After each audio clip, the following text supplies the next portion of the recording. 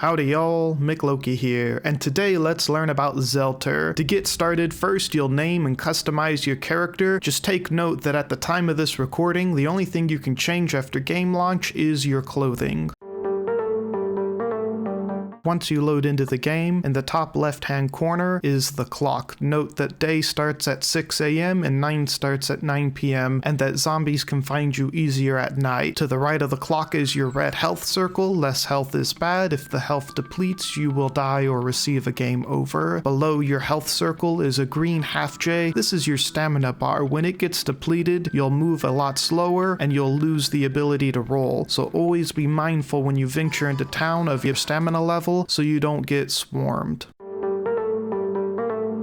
WASD for up, down, left, right movement. Your default movement speed is running, and you can use left shift to walk. Use right mouse button to dodge or roll when not in the inventory menu, and when in the inventory menu, after selecting pick up on a stack, right mouse button will cancel selection of the stack. The left mouse button is used to fire if you have a ranged weapon equipped, swing if you have a melee weapon, and use or consume if you have food, water, or medicine selected on the tool belt. 1 through 5 are the key bindings for your tool belts that you can use to interact with the world. This is how you select your weapon, place furniture in item placement mode, and is one way to eat, drink, and consume bandages. The T button will bring up the tablet that'll show your stats, your crew stats, and crafting tree unlocks at this time. The C button will bring up your crafting menu. Take note, this is the only place you can make cloth until you unlock the sewing station. The I button will bring up your character's inventory menu. The space bar will allow you to interact with doors, sinks, and NPCs when prompted. The R button will reload if you have a gun out, regardless if it needs reloading, and will also rotate an item if you have it in the item placement mode.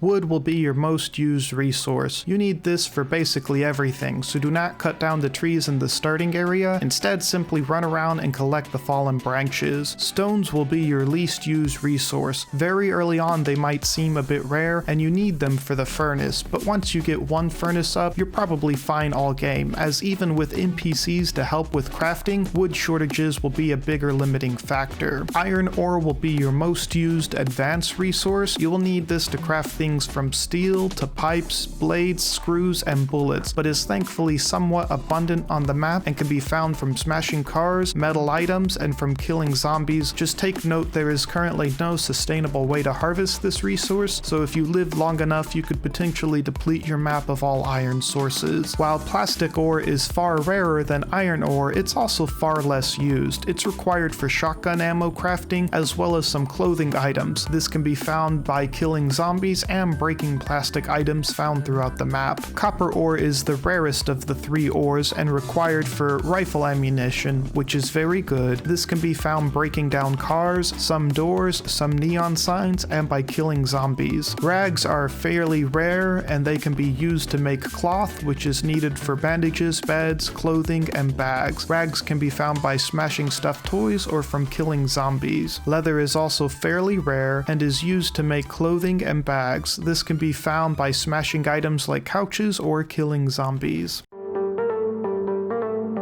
At the time of this recording, there are very few food and drink options. You have water, red blue, apples, potatoes, meat, and meat skewers. Take note that meat skewers take 1 cooked apple, 1 cooked meat, and 1 stick to make. Apples can be found from trees, just don't cut them down, and should be cooked before eaten for an additional hunger boost via the bonfire. Potatoes are the only renewable food source in the game. While you can't cook them, they have the added benefit to recover some health. Raw meat is rare. If possible, it's best to hold on to it and turn it into the cooked meat skewer for the most mileage. Note there is a limited amount on map and no way to make more, as it doesn't drop from zombie kills. Red blue is also rare. This will quench thirst and recover stamina without sleeping. While they're easy to collect from vending machines and sometimes drop from boxes, they're limited as well, and there is currently no way to make more. You have to craft certain items in the correct order to unlock other items. The big ones to push for are the general workbench, a crossbow and some arrows, drawers to increase storage capacity, a bonfire for cooking food, the furnace, the metal workbench, and then the sewing workbench. In the very beginning, you'll need to pick up a stone to unlock the furnace, and pick up a branch to unlock the plank. You can just drop and pick up your pistol ammo to unlock the SMG. Craft a plank from 2 branches to unlock the crossbow and a general workbench. Start with the general workbench to get the furnace, drawers, crossbow, and arrows. With the furnace down, you'll need to make iron ingots using iron ore and charcoal to get the metal workbench. With the metal workbench down, you'll need to make a pipe, then a blade, then the iron axe, then the iron hammer to unlock steel ingot crafting. To unlock the sewing station, you just need to turn rags into cloth and have the general workbench down. Craft a stone hammer to unlock the simple bed. With the simple bed unlocked, you'll have to build a chair, then a table to unlock the proper bed. This is desirable as it'll recover stamina faster, using less hours so you get more of your day back.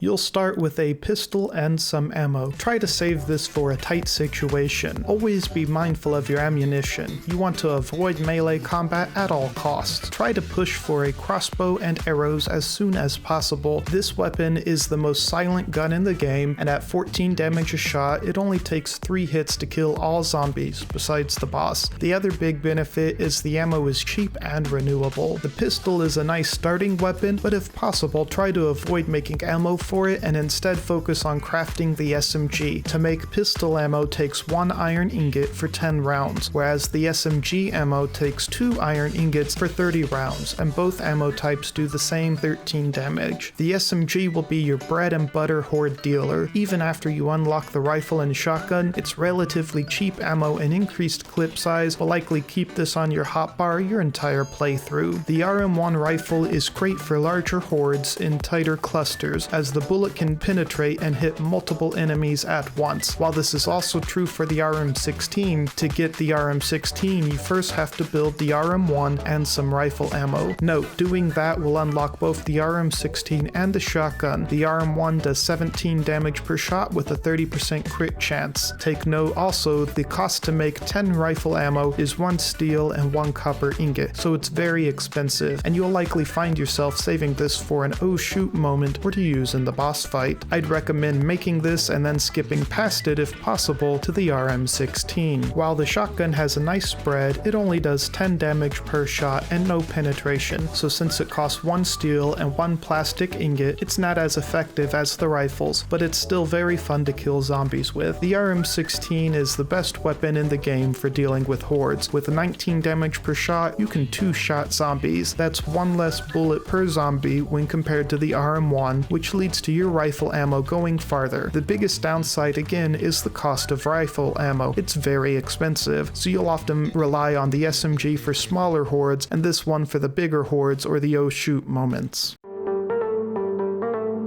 Who doesn't want friends in the zombie apocalypse? While they can be a bit buggy, they're a great addition. You can see their stats in the tablet after you've charmed them to your side and brought them back to your base at least once. Note, if your charm isn't high enough, they might not join you. To interact with them, simply walk up to them and hit the spacebar. From here you can check out their inventory or assign tasks. In the inventory menu, you can give or take away items and make them use items to heal, drink, or eat. In the task menu, from top to bottom, you can have them follow you around, craft something, harvest resources, and be on alert. With the follow option selected, NPCs will follow you around and kill zombies that get too close, provided they have a ranged weapon. To cancel the follow command, simply reselect and hit the red X. With the crafting option selected, they can help you craft at your various workstations. You'll also need to designate a storage location for the goodies. With the harvest option selected, they can smash rocks or chop trees, but since this is one at a time, and they also need the right tool equipped, you probably won't be asking them to do this a lot. I'd avoid putting them on alert, as in my experience, as long as they have a ranged weapon out and ammo, they'll kill zombies anyway, and this command will have them ignore food, drink, and sleep needs. My 2 cents is to give them crossbows and arrows, as it's the only sustainable ammo resource, and if you get enough NPCs, they'll be able to one-shot zombies with their volleys. You'll need a bed per NPC, as well as a bed for yourself. Sometimes they'll fight over beds, and when that happens, normally all you need to do is have one of them follow you around a bit and then stop following to resolve this. Note, the eye above an NPC's head means that they're tired and need sleep.